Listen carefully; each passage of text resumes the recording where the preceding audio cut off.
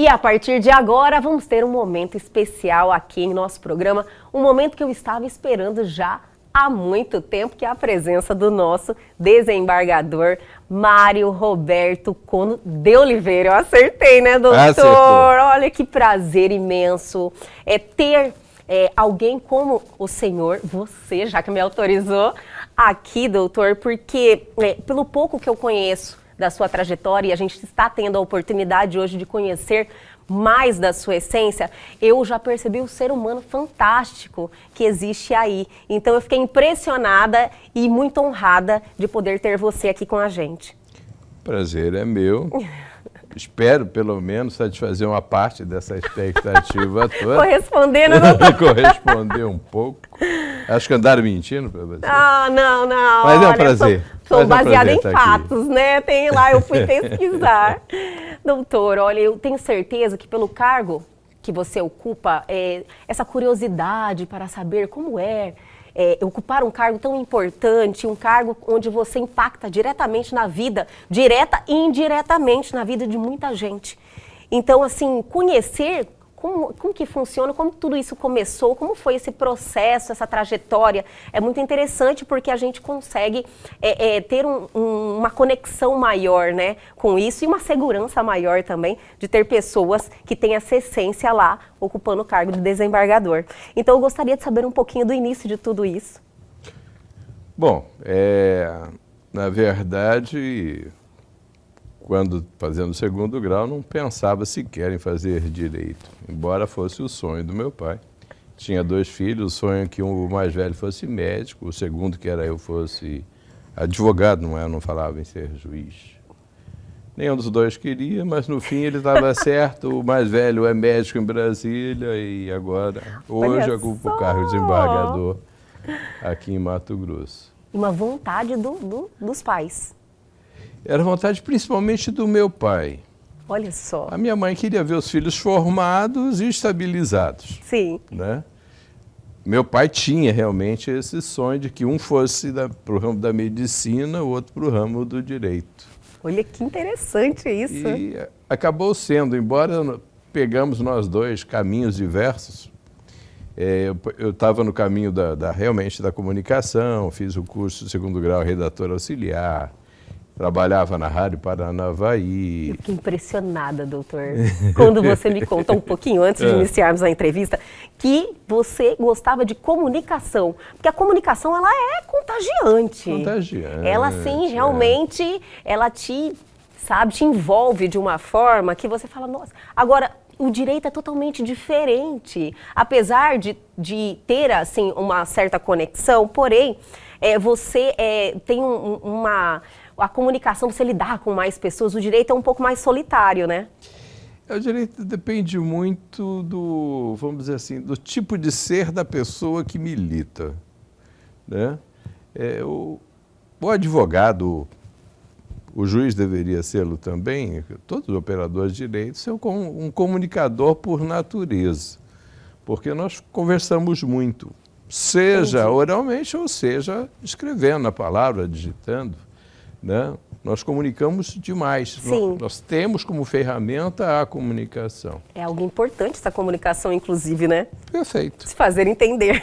Se fazer entender. Há aqueles que têm uma forma de comunicação individual, outros são mais de escritórios elevados, e tem também aqueles de comunicação de massa. Tem também, você deve conhecer, advogados que trabalham nesse sentido. Sim. Né? Mas, essencialmente, nós trabalhamos com comunicação, porque nós precisamos redigir muito. Entendi. Para que a outra parte entenda, para que possa contestar, para que o juiz possa dar uma decisão sobre isso. Então, o poder da comunicação é muito grande dentro da nossa área. Está ali, né? Também está ali no operando meio. A comunicação no direito. E como é decidir? Eu acho que uma das maiores dificuldades do ser humano é tomar decisões, tá? Ter atitudes, tomar decisões. As pessoas têm um pouco insegurança, talvez, poderia dizer assim, dentro de si. E no seu caso, você trabalha diretamente com isso. Como foi no início lidar com essa responsabilidade? Menos difícil do que parece.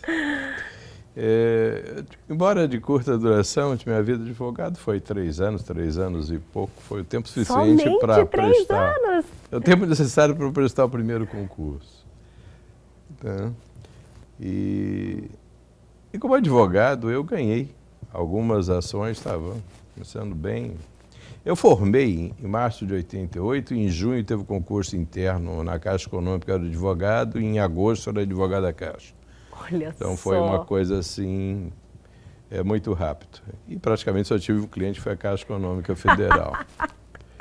Tive um só que não foi, e foi excelente, porque era até um conhecido do meu pai que me arrumou esse caso. Um dos primeiros processos. É um caso de lesão corporal culposa, inclusive.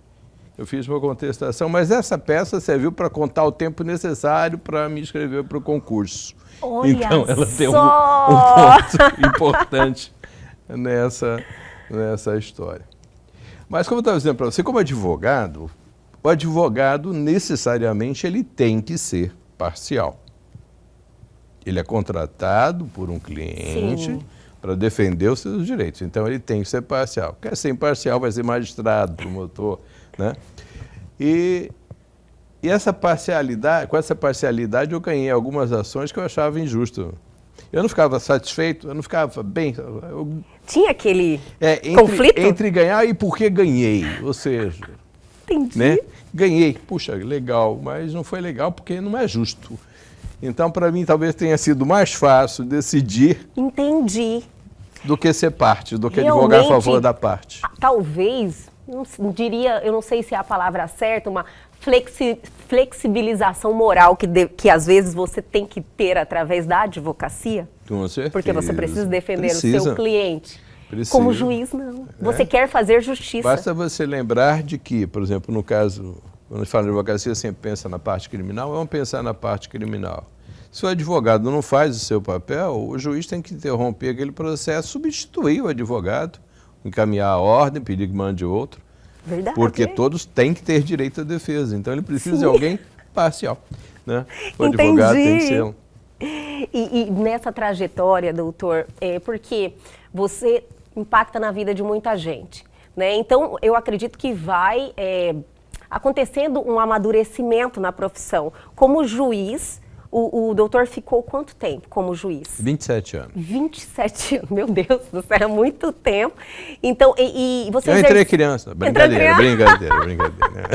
Doutor, imagina 27 anos como juiz.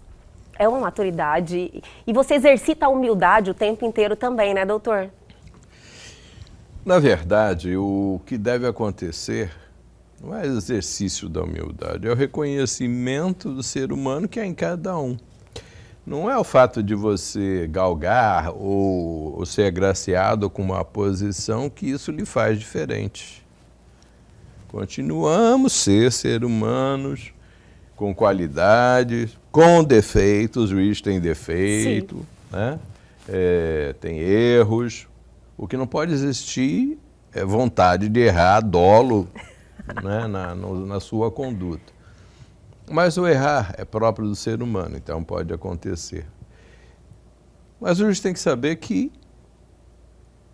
assim como, e tem que ser assim, como aquele que vai ser julgado, aquele que está com a dificuldade para você, também é um ser humano.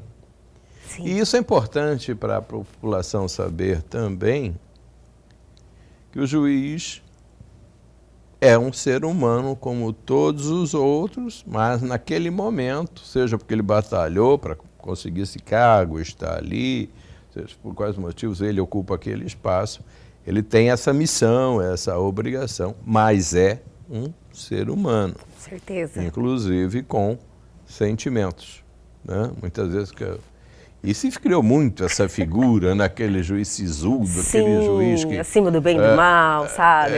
Não conversa com ninguém.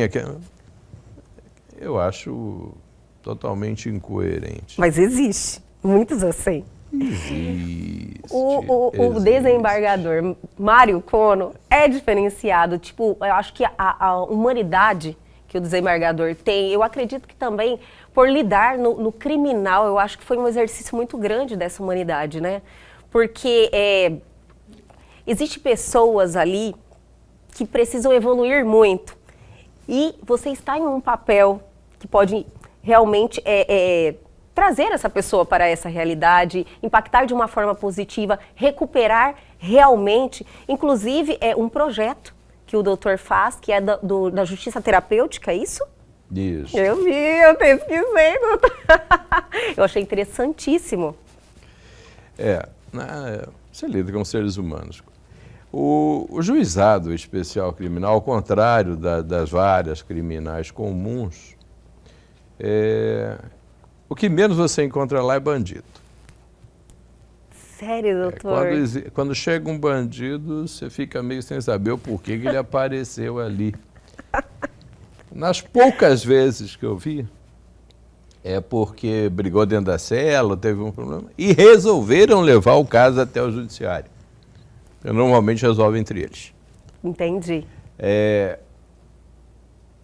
São os poucos casos que você vê realmente bandidos. O que você vê no juizado especial criminal é a sociedade.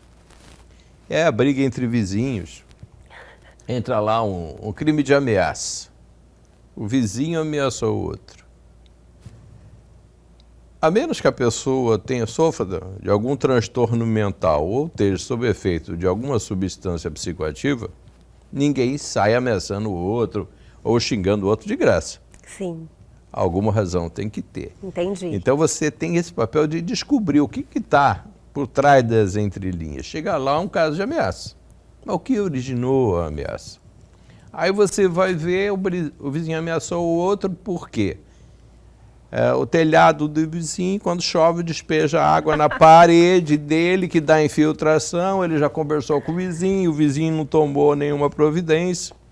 Então, trabalho social que você tem que resolver. Com certeza. É porque você construiu muros de ameia, e o outro não quer colaborar. Estou falando de vizinhos. Esse direito de vizinhança é complicado. Ajuizado é isso. Às vezes a criança... Por exemplo, duas crianças brigam. Comum, altamente comum. Aí chega um machucado, chorando em casa, e fala para a mãe que a filha da vizinha bateu nele. A mãe vai lá tirar satisfação e já começa errado. Fala, sem vergonha, seu filho bateu no meu. Peraí, sem vergonha é o seu.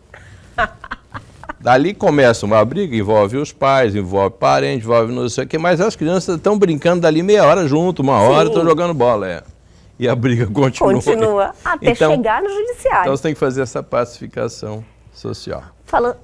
Mas a questão da justiça terapêutica, só para não perder o que você perguntou, a justiça terapêutica, ela faz parte de um complexo maior que é a justiça restaurativa, que nós estamos ouvindo falar tanto. Ela é terapêutica por quê? Porque ela reconhece o dependente químico, seja substâncias ilegais ou legais, porque pode ser o álcool, por exemplo, que é uma substância legal, né? Aquele dependente como um doente. Em razão dele chegar no juizado, porque ele vai praticar crimes contra a honra, né? A injúria, a difamação, ele vai brigar, vai xingar, vai fazer um monte de coisa, vai bater o carro. E aí, ao invés de você aplicar uma pena, você aplica o tratamento dependendo do grau da doença que cada um desenvolve. Como você aplica essa terapia? Então, terapêutica. A questão da conciliação, mediação, é uma coisa relativamente nova. Os primeiros registros que se tem é de Confúcio, 700 anos antes de Cristo, mais ou menos. Muito nova, né? Que ele já aconselhava que você fosse conciliar com o teu inimigo. Você encontra essa passagem na Bíblia, em Mateus.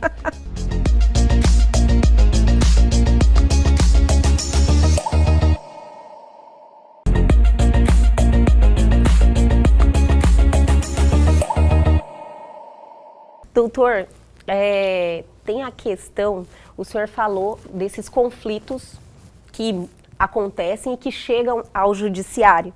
Nós hoje temos um judiciário, eu acredito que isso ainda reflete a realidade da quantidade de processos. Então temos um momento de um novo direito também, está em uma mudança, trazendo a conciliação tipo como uma ferramenta até para resolver esses conflitos de forma efetiva e que não chegue esses processos que seriam desnecessários chegar até o judiciário. Como o senhor vê esse novo momento? Excelente pergunta. A questão da conciliação, mediação, é uma coisa relativamente nova. Os primeiros registros que se tem é de Confúcio, a 700 anos antes de Cristo, mais ou menos. Muito nova, né? Que ele já aconselhava que você fosse conciliar com o teu inimigo. Você encontra essa passagem na Bíblia, em Mateus. E como diz um professor de São Paulo, Kazuo Watanabe, e se nós voltássemos, mais encontraríamos nos primeiros vestígios da humanidade. Se nós formos às nossas tribos mais primitivas, você vai encontrar isso. Seja o cacique, seja o ancião, seja o pajé, seja a mãe no lar. Sim, concilia o tempo inteiro. Concilia o tempo inteiro. Ela tem muito mais dom do que o homem para isso. Com toda certeza. Jogo de cintura natural, né, doutor? Essa conciliação. Então nós temos que repensar isso. Não tem que judicializar tudo. Tantas coisas podem ser resolvidas de uma maneira muito mais rápida através da conciliação, da mediação. E isso se aplica praticamente em todos os ramos do direito. Sim. Você pode aplicar, por exemplo, no direito de família. Quando você tem lá um casal em separação, separados, você tem que definir mais ou menos com quem que vai ficar essa criança. Aí você chega lá para você, o juiz não conhece nada daquela família. O promotor igual ao juiz. O defensor também não sabe porque tem muitas causas. Talvez foi só para aquele ato. O advogado, quando muito, sabe o que uma da parte lhe contou. E chega aquela questão. Aí você trabalhando técnicas de mediação, por exemplo, você fica sabendo que o pai e mãe trabalham. Quem fica com a criança? Durante o dia, durante o horário de trabalho. O pai e a mãe não dá para ficar. Aí lembra-se da avó materna. A avó materna seria ótima. Mas a idade dela já não permite mais, nem a saúde lhe dá condições para isso. Então vamos para a avó paterna. A avó paterna poderia, mas ela cuida já de um filho, adulto, tem problema de transtornos mentais, agressivo, ele tem problema de drogadição, ele tem histórico de violência doméstica e sexual. Então, entendi. Eles vão nos contando sobre isso. A solução também vem deles. Aí um lembra, mas a madrinha... É possível. Não, é possível. Mas será que ela concorda? Se a gente ajudar ela financeiramente, acho que concorda. Cada um dá aí R$400, R$500 e ela cuida. Você confia? Confio, você também confio. Pode ser a Dona Maria lá no bairro que já cuida de 2, 3 outras crianças, nesse mesmo sentido. Eles trazem a solução, o juiz não está decidindo. Pode até achar que está decidindo, não, eles estão trazendo a solução. São técnicas de mediação. Quando você vai trabalhar um contrato, por exemplo, de indenização no Código de Defesa do Consumidor, é muita questão muito mais objetiva. Entendi. Aí uma empresa de telefonia, uma Energisa, ele vai analisar o seguinte: eu posso perder a ação. Se eu perder a ação, o que costuma condenar o juiz, a turma recursal aí, R$10.000. Eu vou gastar com o advogado para dizer lá na audiência que não tem acordo. Eu vou gastar com o advogado para fazer algumas coisas. Ele vai analisar o custo do processo, o risco do que ele vai perder.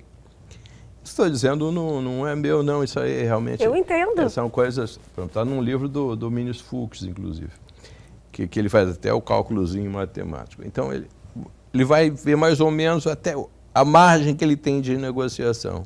A outra parte também vai ter uma margem de negociação. Eu também posso perder essa ação, eles podem dar até esse valor, entre 5 a 10 mil reais, então eu posso negociar num 7. Aí vai depender do poder de barganha e você consegue resolver maneiras, de mil maneiras e muito mais rápido.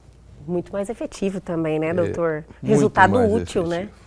Você pega um caso que é bem interessante, improbidade administrativa que todo mundo, né, tem aquela coisa toda. Bom, alguém lesou o patrimônio público. Aí você pega os operadores de direito que tem isso. Você tem o credor, que é o Estado ou o município, suponhamos. Você tem o procurador do Estado ou do município que vai te representar o credor. Você tem o Ministério Público, o agente fiscal da lei e quer uma sanção. Você tem o advogado, aquele que está sendo acusado. Vamos imaginar ali que está sendo discutido um carro que valia 100 mil reais, foi adquirido na licitação fraudulenta a 140. Qual que é o dano do erário público? É 40, porque o carro foi entregue. Sim. Fora isso, seria enriquecimento ilícito do Estado ou do município. 40 mil. Digamos que você seja procuradora do credor, do Estado ou do município. O que você quer? Os 40 mil. Mais a correção, se der, mais uma multinha que vai entrar para o cofre público. O que o Ministério Público quer?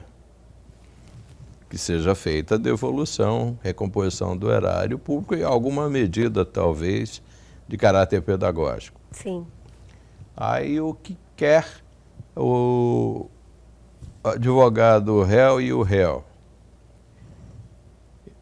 Bom, o que eu quero é isentá-lo, mas se não der, diminuir as consequências. Aí você negocia, não, ele ressarce, o erário público paga aí mais 20% de multa, em compensação ele não é condenado na inelegibilidade. Pô, se o cara for candidato, ele vai concordar na hora. Na hora. Então, em 30, 90 dias, aí o Estado está com dinheiro em caixa, o Ministério Público cumpriu o seu papel, o procurador cumpriu o seu papel, o advogado, que já recebeu os honorários, cumpriu o seu papel. Isso que eu ia falar, doutor. E o réu está concorrendo à eleição. Então, é uma coisa que... O jogo do ganha-ganha, todos saem ganhando. O que é o objetivo dessa escola inclusive? Oferecer um local mais atrativo que a rua. Nós começamos essas escolas primeiro com a formação para todos os operadores ali, seja professores, diretores, o pessoal da limpeza, zeladores.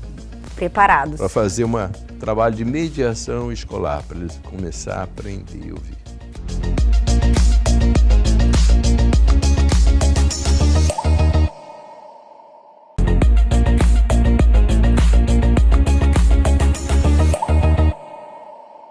Doutor, existe alguma dificuldade neste momento de transição em relação aos advogados? Eles já se encontraram nesse, porque o advogado visa os honorários. Então, com certeza eles se adaptaram a esse novo momento. Isso é uma realidade? Não, não é uma realidade ainda não, mas ainda é algo não. que está sendo buscado. Entendi. E aos poucos você vai crescendo. Porque eu tive uma curiosidade. Eu costumo falar com os advogados, você que militou como advogado, Sim. Eu costumo, quando eu tenho uma reunião com a OAB, eu costumo falar o seguinte, pois é, e quando fizeram a lei da mediação ou a conciliação nos juizados especiais, não se falaram em honorários advocatícios. Sim. Agora, como resolver esse grande problema? É difícil demais. Você vai ter que pegar e criar um artigo no teu contrato de honorários, dizer que em caso de acordo consensual, conciliação, mediação, negociação, é tantos por cento. Entendi. Difícil. Não é difícil que você...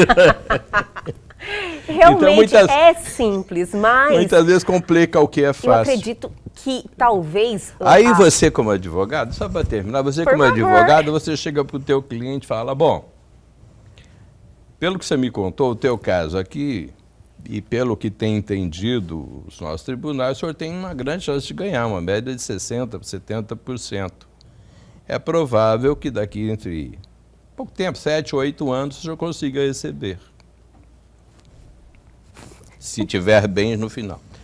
Se o devedor tiver bens no final. Agora, se eu conseguir resolver isso para você receber em 60, 90 dias, eu posso aumentar meus honorários, não posso? Com toda certeza. Perfeito, doutor. Perfeito. Você vê que é uma ótica totalmente diferente, mas tão simples. Tão simples. É uma questão de condicionar a cabeça, né? Geralmente a pessoa já tem receio da mudança. Saber trabalhar. Saber trabalhar. É. E eu acredito que o advogado ele tem que se adaptar a esse novo momento como algo positivo. Tudo é mais rápido. Se você se adaptar também, as coisas... Essa dificuldade não é só advogados. Existe também entre magistrados, promotores, procuradores, todos os operadores do direito. Acontece que até poucos anos atrás não fazia parte sequer da nossa grade curricular nas faculdades de Direito a questão da conciliação e mediação. Aprendíamos a cultura do litígio. Perfeito. Então, para você fazer essa transformação cultural, mental, daquilo que você acostumou a trabalhar, vai um pouco de tempo. Mas vai acontecer, está acontecendo. Se trabalha muito isso hoje e precisa ser trabalhado. O Supremo, nós temos encabeçando o ministro Luiz Fux, nós temos no Superior Tribunal de Justiça, por exemplo, o ministro Marco Aurélio Buzzi, vários embargadores, juízes e outros operadores, promotores, procuradores, defensores trabalhando, advogados trabalhando essa cultura de mediação, conciliação. A arbitragem, por exemplo, somente nos grandes centros, onde se trabalha contratos milionários e às vezes internacionais, em que você não pode perder tempo, esses árbitros não querem saber do poder judiciário atrapalhando a vida deles. Entendi. Então, tudo depende de você aprender a desenvolver o trabalho. A nossa justiça, ela é cara,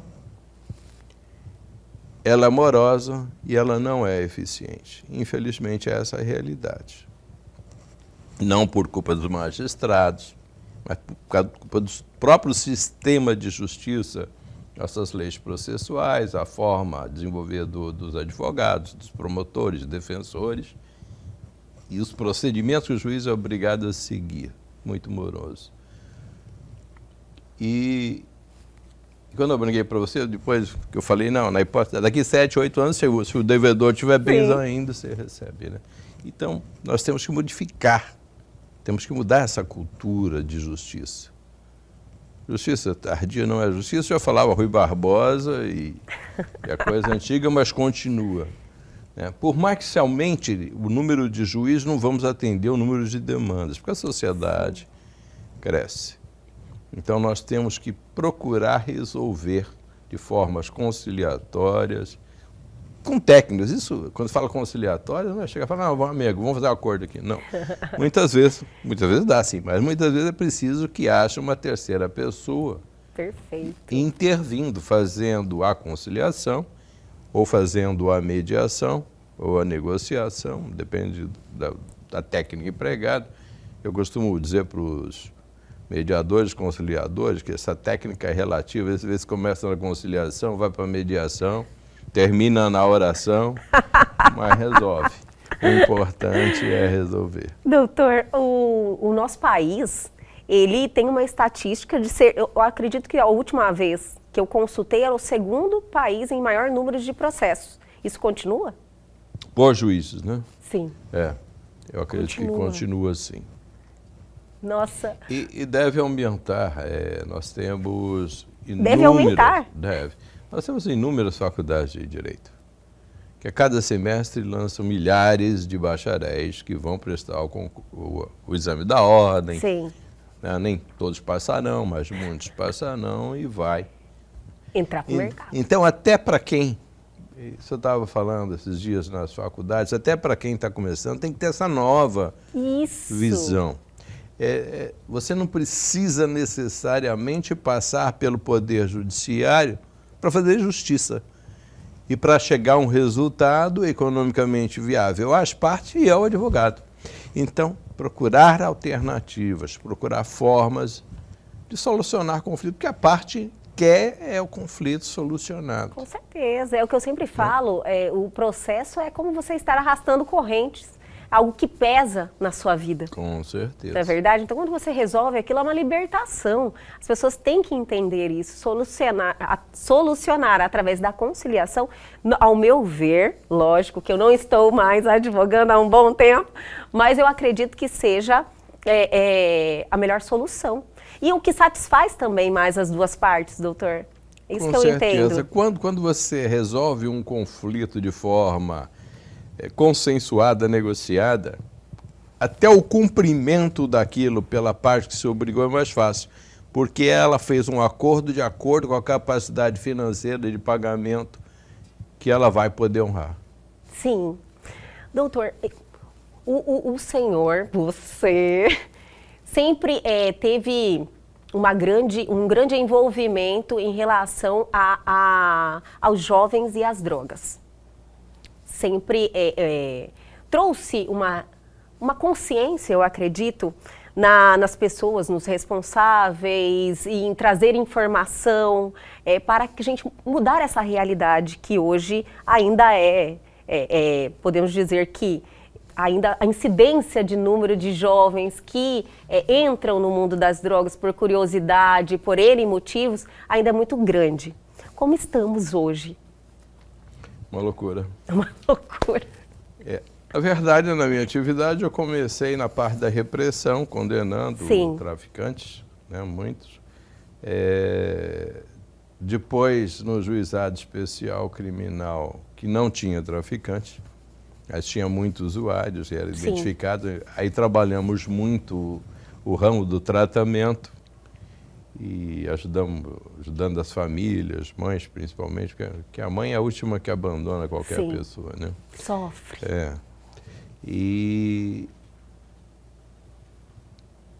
Mas o que nós devemos trabalhar, nós estamos com um projeto iniciando também agora, que realmente a prevenção. Sim. Nosso sistema não é o único, o americano também é assim, que gasta bilhões de dólares em repressão. Nossas cadeias estão lotadas, nossos fóruns cheios de processos. Entendo. Polícia trabalhando e prendendo todo dia, estão fazendo muito bem o trabalho deles. Mas não resolve. Há muitos anos atrás tinha uma composição do Raul Seixas que dizia que é a mosca, que você tira uma e vem outra no seu lugar. Sim.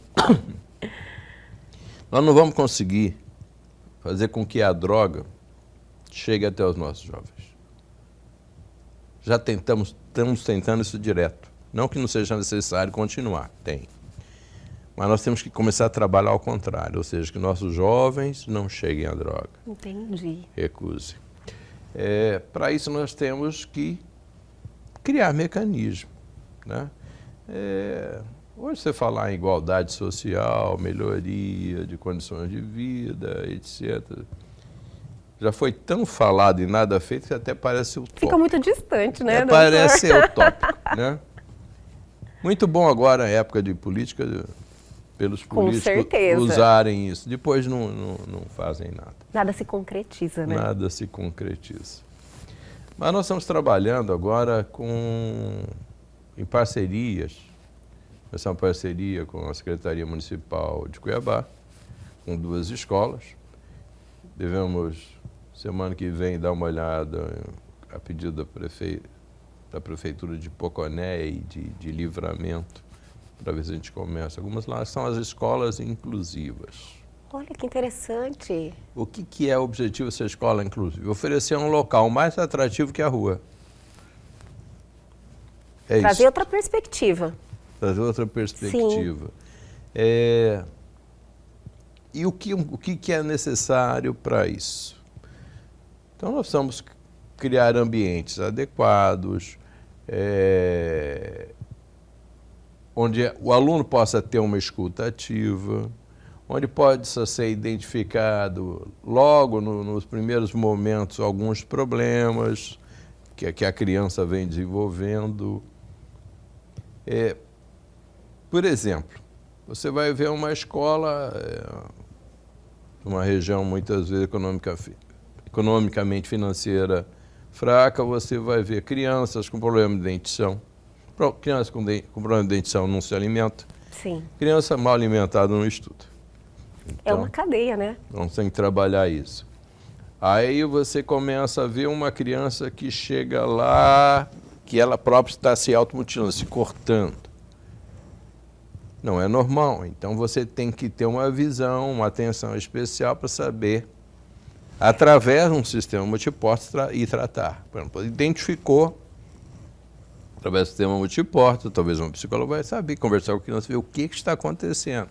Você acaba descobrindo violência sexual, violência doméstica, às vezes é aquela fase do começo da adolescência, dos grandes amores, das grandes paixões. Mas são coisas que precisam de uma atenção. Sim. Né? Então você tem que trabalhar isso, às vezes tem que trabalhar a família, no caso da violência, às vezes é o começo do uso da droga ou do álcool. Então é muito importante ter essa visão e essa escuta ativa. Entendi. Nós começamos as escolas primeiro com a formação para todos os operadores ali, seja professores, diretores, o pessoal da limpeza, zeladores, preparados. Para fazer um trabalho de mediação escolar, para eles começar a aprender e ouvir. Olha como que é incrível, né? Muitas vezes a gente sequer sabe que a gente discrimina. Um exemplo que eu vi no curso em Porto Alegre, a respeito de uma escola, os professores se reuniam no aniversário de cada professor. Um levava bolo, outro refrigerante, etc.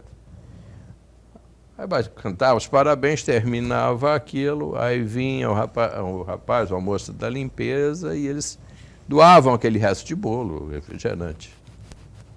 Que parecia ser uma boa ação, mas na verdade já excluíram. Por que ela não estava lá cantando parabéns junto, ou no aniversário dela, Entendi. Não tinha o bolo? Então você tem que aprender a trabalhar isso.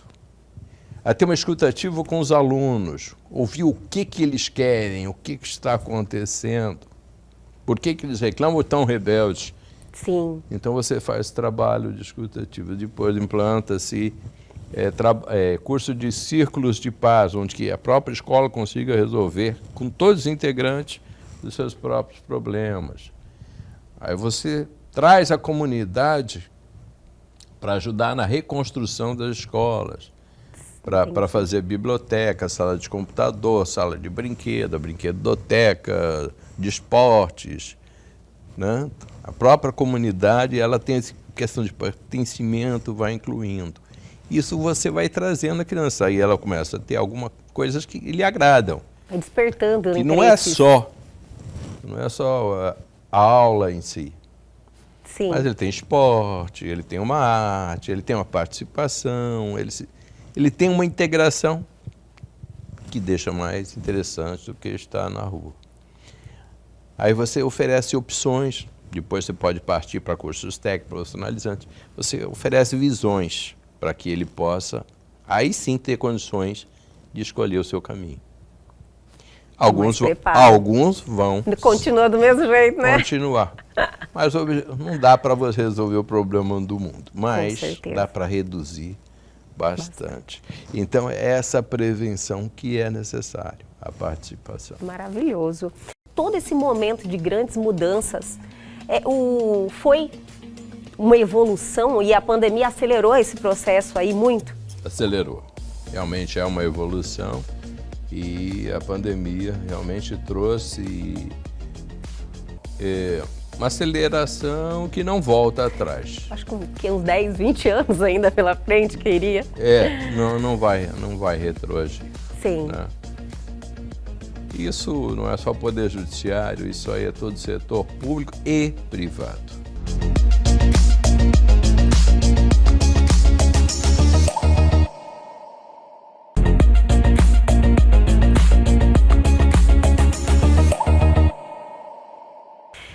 Doutor, hoje aliás, o judiciário está passando por muitas mudanças, inclusive a digitalização dos processos.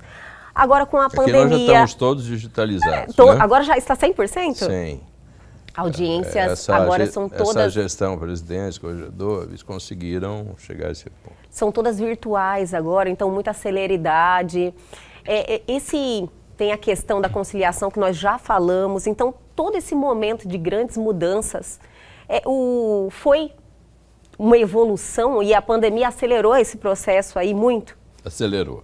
Realmente é uma evolução e a pandemia realmente trouxe uma aceleração que não volta atrás. Acho que uns 10, 20 anos ainda pela frente que iria. Não vai retroagir. Sim. Né? Isso não é só o Poder Judiciário, isso aí é todo o setor público e privado. Né? Você vê que nos grandes centros, muitos prédios de escritórios vão ter que... mais. Perdendo sua finalidade, vão ter que ressignificar, né? Talvez criar flats ou alguma coisa assim para moradia, porque não mais. Isso foi positivo ao seu... É positivo. É? É positivo. Talvez não para o dono do prédio. Mas é positivo. Você economiza no transporte, você economiza energia, você economia Você reduz a poluição porque há menos tráfego, há menos uma série de outras coisas. Então ela é positiva, ela passa a ser muito mais rápida, muito... Com certeza. Para o consumidor, por exemplo, se eu tinha um produto de venda, eu tinha que incorporar todo o meu custo nele. Se eu reduzo o custo, eu posso abaixar o preço da mercadoria. Né? Então, trouxe evoluções, quer dizer, são coisas que é um grande flagelo, mas acaba trazendo evoluções. Assim foram as guerras também que nós tivemos, na Primeira, Segunda Grande Guerra. Criou-se muita tecnologia a partir de então. A um preço muito alto. Sim. Mas não foi só coisas ruins. E a pessoalidade em relação às audiências? Acho que faz diferença? Depende das audiências, faz. Eu entendo que algumas devam ser presenciais. E permanecem, né? É preciso fazer um estudo, realmente, em quais são necessárias. Porque há muita relativização, mas algumas eu entendo ser necessário. Por exemplo, você vai fazer uma audiência de custódia com o preso, cuja uma das principais finalidades é ver se não houve abuso de autoridade, violência corporal, física, psicológica, cometido pelos próprios policiais. Se você coloca só uma telinha, de repente o policial está do lado lá, né? Então, entendi. Certas coisas têm que ser presencial. Alguns sentimentos. Você sensibilidade, né? De você estar ali na presença. Os direitos subjetivos, mais na questão de família. Eu digo relativização, porque às vezes você vai fazer uma pensão, o pai está residindo no Japão. Esses são casos que já aconteceram. Na Itália, no Japão. E tem vários, né?